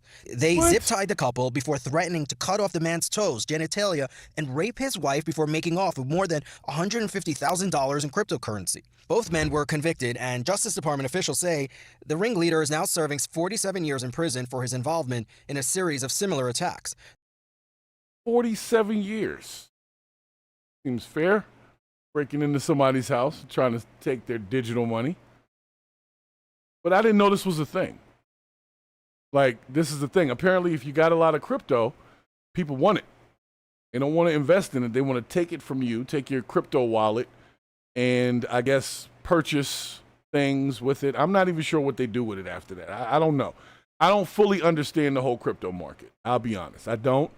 But if it's enough for people to risk doing 50 years in prison for, it must be pretty lucrative. That's just an honest truth. So I don't know. I don't know if any of you guys have crypto in large amounts. I would say keep that to yourself, because apparently these guys are not playing about this. The other is awaiting sentencing. Ari Redboard is the global head of policy for TRM Labs. They're a blockchain intelligence firm that tracks wrench attacks. They issued a report this year analyzing wrench attacks and identified 3 key factors contributing to their rise: the perceived anonymity and irreversibility of cryptocurrency transactions, the public visibility of wealth, and the ease with which personal information can be gathered online. We've seen a spate of these recently, I think in part because you're seeing copycat type of activity. You know, one gang says, hey, we can do this. And then we can steal these funds and move them at the speed of the internet. And another kind of does the same. Yeah. So these are the bullet holes, actually. And there's their blood still, where they were bleeding from. Because this is the blood from one of them being Yeah. found. Mm-hmm. So these are still the bullet holes? Yes. And some fragments. Caitlin Saragusa and Nick Lee are now taking more precautions. They've hired private security and installed a 12-foot-high steel... Y'all didn't notice that you never saw the husband and wife in the same shot together? I don't know. That just seemed weird to me. ...fence around their property. Stop playing! As for her attackers, the man who was shot survived, and all have been arrested and charged in connection with the crime. The crypto thing now there's a lot of concern over security for people who own crypto. Yeah, I would say if you have crypto and you're public about it, definitely make sure you live somewhere where you can have a gun. What a story, and clearly not a one-off here. It's a trend. So, Shimon, what is law enforcement doing to try to stop these attacks? Dude's name is Shimon. Shimon! Shimon! John, you're absolutely right. It is a trend, and it's happening all across the world. One of the things that law enforcement is doing is they're trying to work with people all around the world, partners all around the world, to try and learn more about this, to work with them, because this kind of crime is now stretching everywhere. The other thing, there is a lot of misconception about crypto and the idea that it can't be traced. Well, as we saw in some cases, they have been able to trace the crypto. And what the law enforcement is doing now is they're trying to work with private partners, people who know how to trace this stuff. It's called blockchain tools, and working with those firms to try and find some of these culprits, some of these bad guys that are doing this, to try and prevent it from happening. So it's a lot of... All right, well, we get it. So if you have a bunch of crypto, so Sebastian, you got a bunch of it, don't tell people about it, apparently, because you could be subject to a wrench attack. So this is now, it's frequent enough that it has a nickname. Not just a home invasion anymore. Now it's got its own special nickname because of what they're there for. So I didn't know that you could do that. Like, just take somebody's crypto wallet and just, like, there's no recourse that they would have, considering the fact that it was theirs in the first place, like if you go ahead and use it. So the problem with that I'm seeing is that they don't have a lot of regulations around that stuff. Crypto, AI, a lot of stuff is still new, and the way that our legal system works, very slow. So they need, testing. They need some people to come in as experts to talk about it. They need to go to Congress and talk about it for like 4 straight hours. They're going to question somebody from a crypto company. It takes them forever to do anything when it comes to stuff like this, because a lot of the folks in Congress are older. They have no real understanding of this shit. And the ones that do have a real understanding of it do nefarious things like insider trading with it. So don't expect there to be any real legal recourse for the taking of the crypto, because it's not technically money. So unless you can give it a specific value, you can't hold somebody criminally responsible for the crypto. Now, these guys, of course, broke into a house, so there's that crime. if you get somebody's information, you stalk them, find out where they're living at. There's all types of crimes that go with that. But the actual crypto changing, apparently, according to this guy, there's really nothing you can do about that, which really sucks for those that have crypto. So make sure you protect your wallets, get the little biometrics or whatever you need to protect it. But sounds like that could be a whole different problem. Be careful out there. All right, let's jump into the last thing so I can get out of here. As usual, I got shish to do, okay? So this next one I'm bringing up because it is the talk of the town recently. And the town, I mean, when I say the town, I mean the town of D.C. Tonight, so I got to give y'all the story. The other day, maybe 2 days ago, one of the Doge personnel, guy that has been called Big Balls, or at least his handle was Big Balls, so he's popular in that regard. Apparently he was in D.C. and some lady got attacked by some youths, as Trump would call them. He called them youths. So yeah, he called them youths, but they were black. So that was the talk of the town, was 8 black guys beat up Big Balls. That was the initial caption, and I didn't know what it was about at first. I had to go find out, because when I heard 8 black guys beat up Big Balls, I honestly thought it was going to be a Diddy situation. Hey, Jay Coleman, thank you for stopping by, too. I know you got stuff to do. Like we do. That's what we do here. This is Purge the BS. We always got some shit to do. That's why we can't do this all the time. I can't do 24-hour streams and stuff like that. I got shit to do. Now, maybe we'll get to that point one day when it becomes fully lucrative in that regard. But for right now, no, we got shit to do. So, Big Balls got beat up by some guys who were apparently assaulting a lady. And now, all of a sudden, our president has decided that he wants to federalize D.C., like he wants the federal government to deal with policing and crime in D.C. So that's what this story is apparently about. So let's see what they got to say.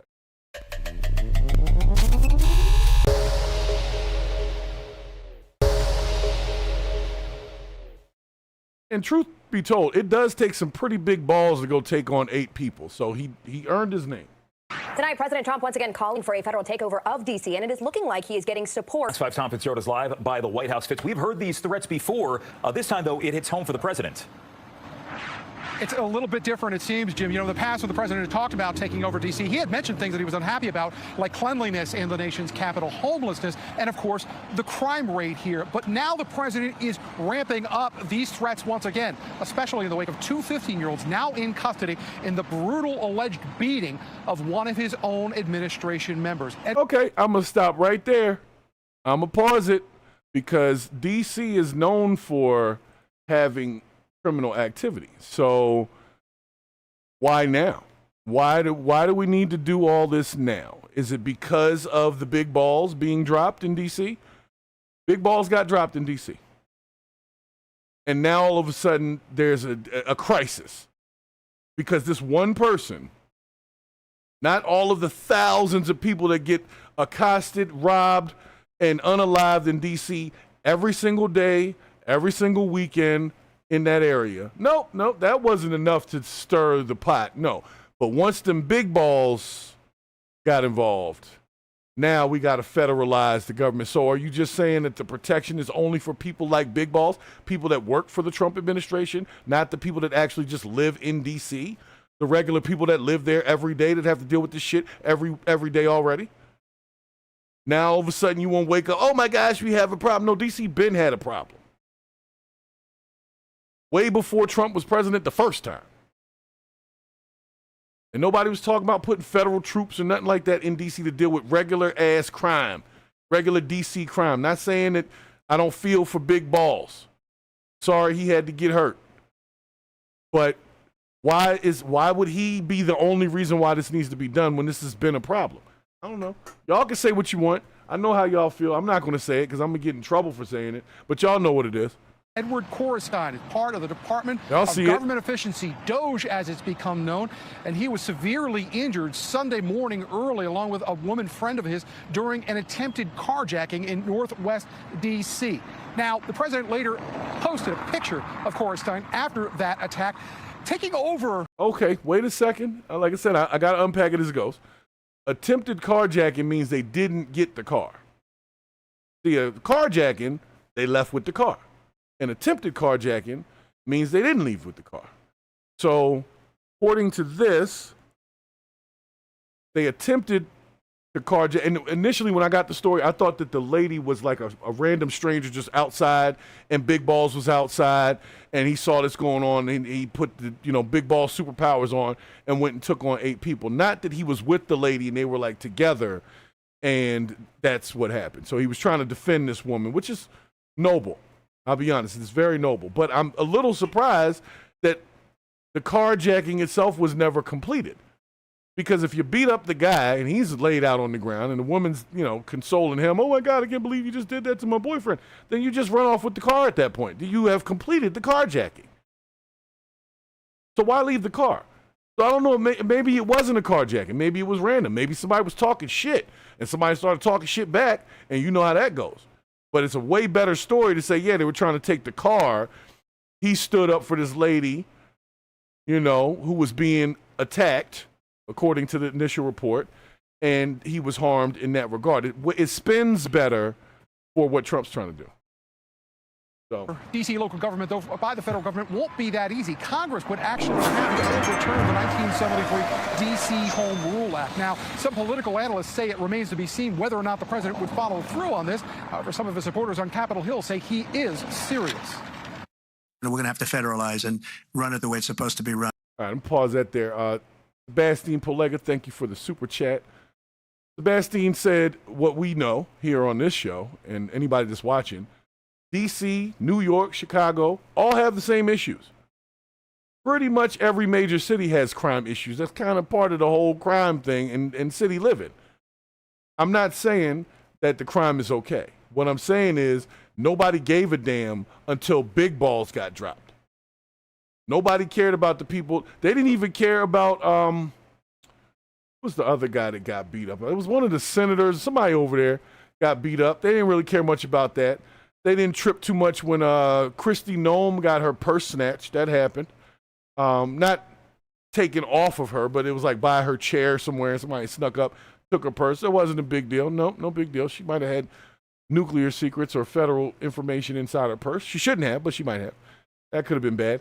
Could have been a national security thing. I don't know. The point is, they didn't make a big deal out of it. They talked about it for 48 hours tops, and it was gone from the news cycle. In this one, Trump is talking about actually putting something in place to deal with crime in D.C. So I just want to make sure that we understand that this is the change was the Doge guy named Big Balls.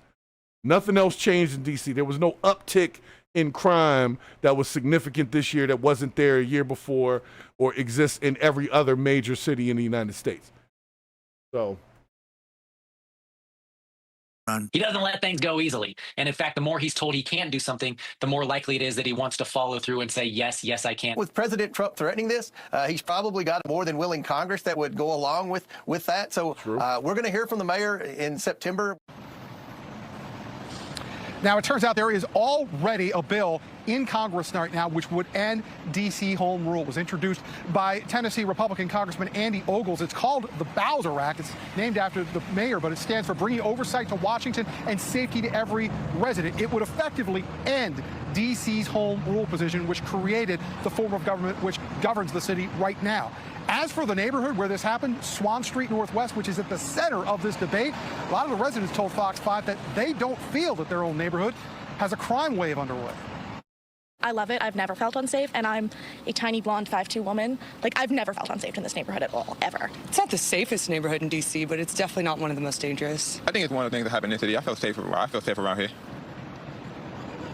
Fox 5 did reach out to the office of Mayor Muriel Bowser today and the D.C. Attorney General Brian Schwab. Neither was available for an interview. However, both staffs pointed to the declining D.C. crime numbers here, showing crime is down 35% from its spike in 2023.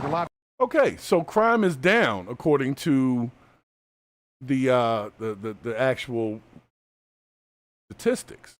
So there's no need for a change in federalizing criminal policing, but it sounds like there's a much bigger game at play here in terms of DC and how it is governed, because it's not technically a state.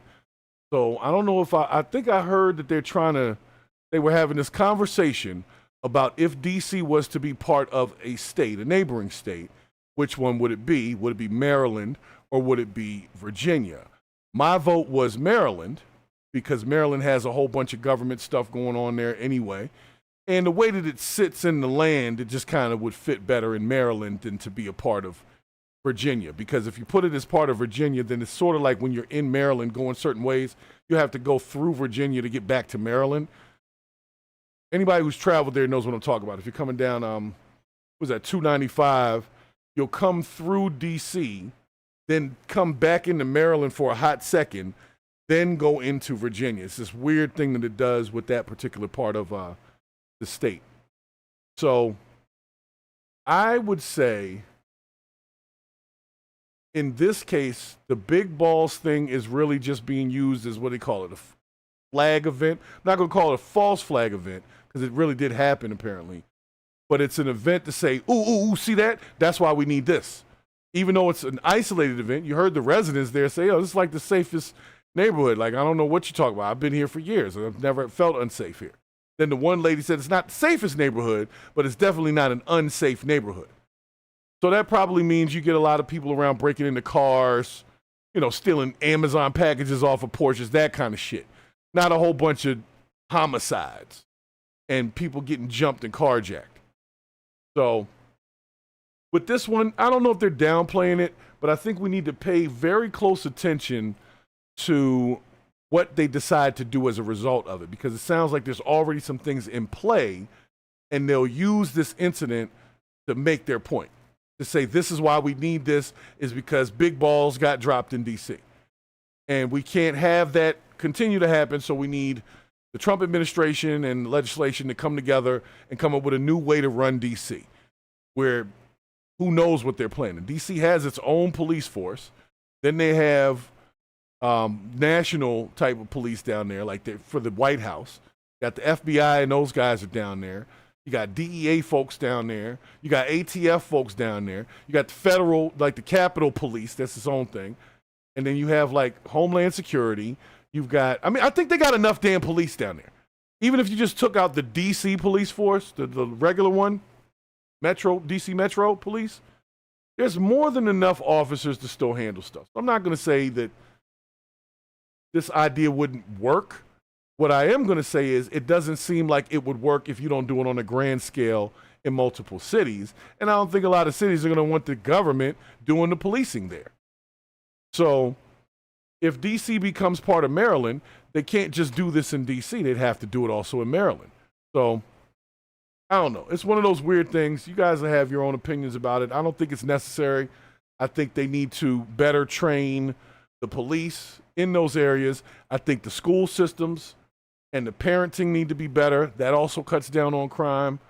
And people having a living wage so that they're not thinking of stealing because they can survive off of what they're making. These are all things that we could do to address crime that don't necessarily involve adding a government police force to deal with the city.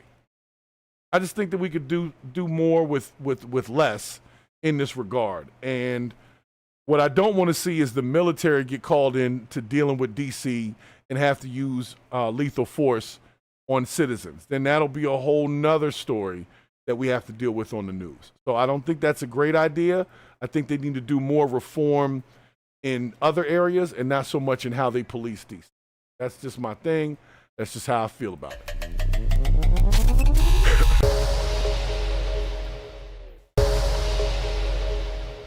All right, guys. Well, there was a secondary Trumper post, but I don't want to go over that one right now. Apparently, Trump got into it with Charlemagne the God, and he was talking about Charlemagne the God shouldn't be able to use the name God. It's something stupid. And personally, I don't like when our president, any president, gets into shit on social media, like arguments on social media. This just seems beneath the office, to be honest. Let the people argue for you.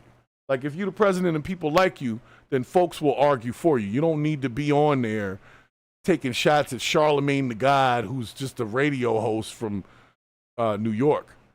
Like, he's not even, the Breakfast Club's not even nearly as relevant as it was when Joe Biden was on there talking about, if you don't vote for Joe Biden, you ain't black.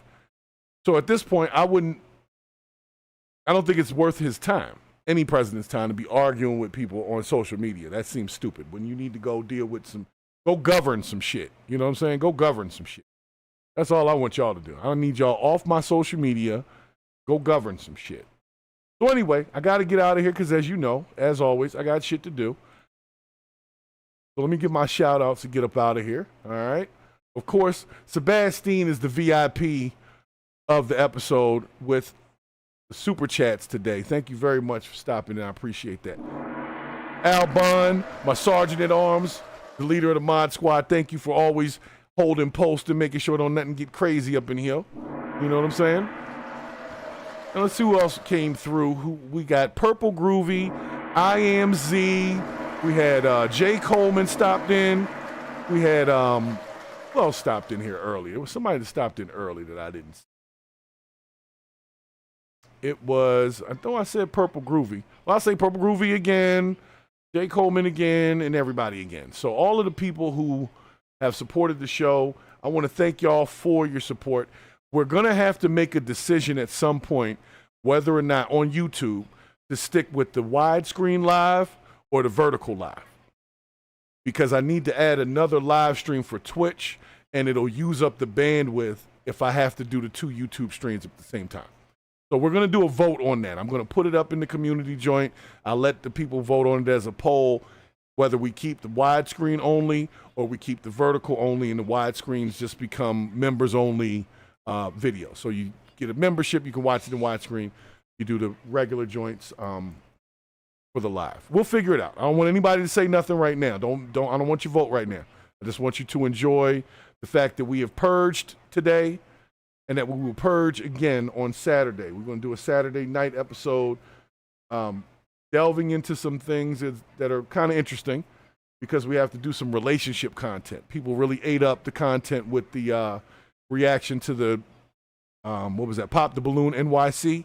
So we'll start incorporating some more of that. I try to stay away from that kind of stuff because it's tough to watch people that are like, you know it's not going to be easy for them out there.